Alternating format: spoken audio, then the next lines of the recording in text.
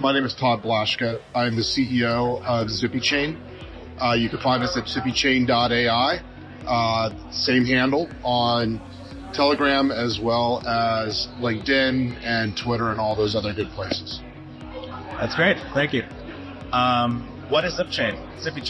ZippyChain is a brand new layer 1, layer 2 blockchain that is focusing on the AI generation.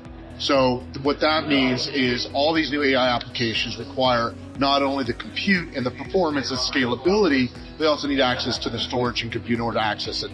So ZippyChain is a new blockchain that provides that infrastructure to be able to allow developers to be able to build AI applications on a platform that's designed to support GPUs and access to GPUs. One of the great things about the project is to make it easy for people to be able to do projects on-chain and cross-chain, and we do that by introducing the ZippyChain wallet, which is a super app. So it has not only the social aspects of private messaging, private groups that you would expect, but you also have access to a DApp marketplace to be able to choose whatever apps you want to have access to. And so a user now can just like through their phone, be able to click on the app and be able to start running those apps as well. So it's designed for both developers and also making it very easy to get to a more accessible user, consumer user that wants to take advantage of blockchain and that doesn't need to understand all the comings and goings of how it works. That's been one of the challenges with the blockchain is it's been so technical. You either know the stuff, but how do you get it beyond the core users into more consumer hands? And through decentralized AI with an easy to use app to access it, to do transactions, to communicate, build community, this is our way of doing it. That's great. Can you explain how ZippyChain sharding technology works and its advantages over traditional blockchain nodes? Oh, now there's quite a few different components there, and it's all available in the white paper. I mean, to be able to go into it in just a short conversation here, I won't be doing it justice. I'd rather send you a little paragraph about it. But the key thing is one, compared to other blockchains, it focuses on the parallelism, parallel sharding, and two, it's designed to support the way a GPU is designed to be able to run in a parallel process. And that allows users to get the performance and really be able to optimize the use of the GPUs. You just mentioned key benefits, parallel sharding. Are there maybe some other key benefits that you want to highlight of integrating blockchain technology with AI applications? One of the other key things here is being able to run on-chain, and that is because of the infrastructure that's designed here, which allows users to be able to run on the chain, to be able to do storage, and also be able to have access to the compute to be able to run their applications. So again, making it very easy for developers to get access to the services they need to build and develop their application. That's great. What are some of the upcoming features or innovations at ZippyChain that you are most excited about? The thing that we're super excited about is the ZippyChain wallet, because again, the ZippyChain wallet is a super app for blockchain, and most people that travel the world have been exposed to some great super apps. WeChat in China is a great example, but but what it does is it brings multiple services together into one app that makes it very easy for people to get access to and use and be able to move across chain. So if I'm running an application or I'm a GameFi user and I'm running on another part of Ethereum, I want to be able to move over and take advantage of the ZippyChain because we're EVM compatible. Because of that, they can just press a button through the asset and be able to access it without having to do all the movement off, from one chain onto another chain. So we make this transparent to the end user, and that is really what we're excited about, is to make it easy for users to be able to get access to the services without having to worry about the infrastructure below. That's great. What's your long-term vision for ZippyChain, and how do you plan to drive innovation and leadership in the blockchain AI industries? We are at this new apex where, because of AI, it is changing how blockchain is just like it has done for traditional industry, where now users want the decentralized access and they want their control, not the network's control. And being able to provide the infrastructure to allow many users to be able to get access for AI training, for model development, to run AI applications. This is where we see this way to promote many, many more applications and consumption of services and access to services in a much easier way. So we're all about making it easy for users to get access to services. And I see long-term, we have years to go of building this out in terms of community and building out the network. We just launched on testnet over the weekend, and this is the first proving ground, and the response has been amazing.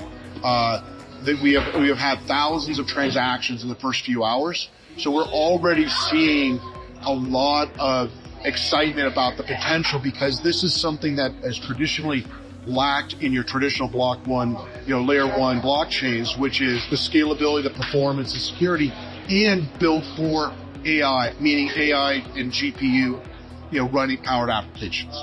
So this is early, but we're very, very excited about the potential of the project. Okay, that's great. Who are some people that you're looking to meet at the Consensus Conference? We are in our early stages. I am primarily here for a partnership aspect, to meet with other partners, to encourage more users to start coming on. We just launched a strong incentivization program. And so one is to be able to encourage many of the developers to come out and try and experience Zippy for themselves. The second aspect here is around fundraising. We're now, because we have the project out, we're in the area now to start raising some additional capital to be able to invest in marketing, to be able to invest in product development. Some general questions that I also have for you is, can you share some perspectives of the most significant developments overall blockchain that the blockchain space has seen over the past years? The momentum into not only the enterprises has been a massive shift, and we believe that shift is only going to increase. It's because of AI.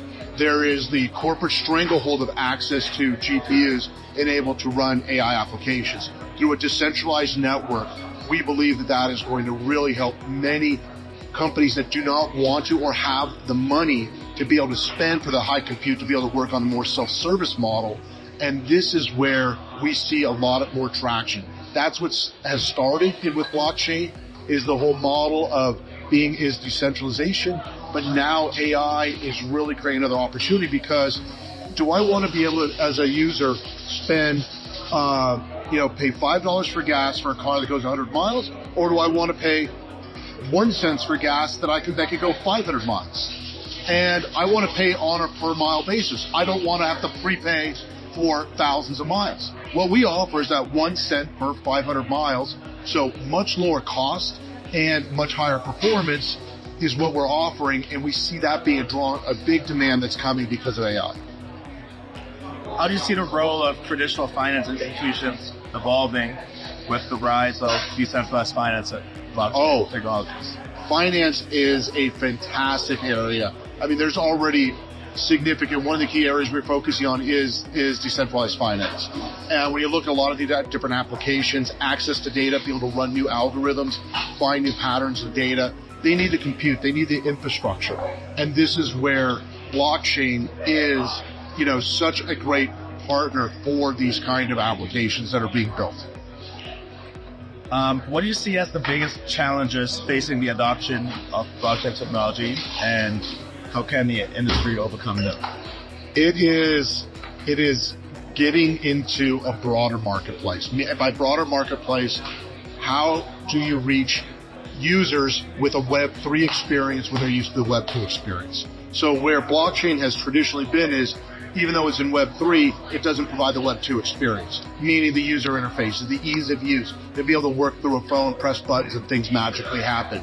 This is where the technology is going, which is going to allow a broader community of users to be able to easily take advantage of everything that blockchain has to offer, whether it's through DeFi, whether it's through gaming, other applications in development. There's so many different areas, but it needs to be consumer friendly. And this is where someone can look at it and go, you know what? I want to do this. I don't really I know I control everything, but I don't have to worry about all the different pieces behind the scenes to make it work. That's where we need to get to, and that's where I see the opportunity, is to reach a broader total addressable market than where we've been for the last few years. How do you envision the future of Web3, and what impact do you think it will have on the internet as we know it? Oh, I think it is absolutely the next chapter, and I'm a very strong believer in what Chris Dixon has written about in his book Read, Write, Own. He runs A16Z's crypto, and he's recently published a book about it. And he talks about the 3 chapters, and this is the owning, and that's where the internet was open. Networks came in and closed it. Now they can open back up, and with Web3, this is the potential to help really realize that potential through blockchain and through AI. What advice would you give to new entrepreneurs entering the blockchain and crypto space today? First is find the space, find the pain. There's a lot of pains out there, but you need to map the pain to where an addressable market is.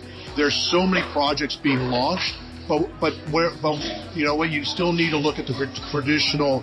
What is your relevant market?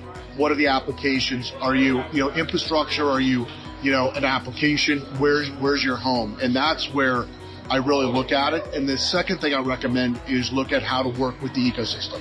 This is very much a partner-driven experience, because you can't do it on your own. It really requires the community and partners to be able to make it happen. So going as an entrepreneur, find the green field and start building from there.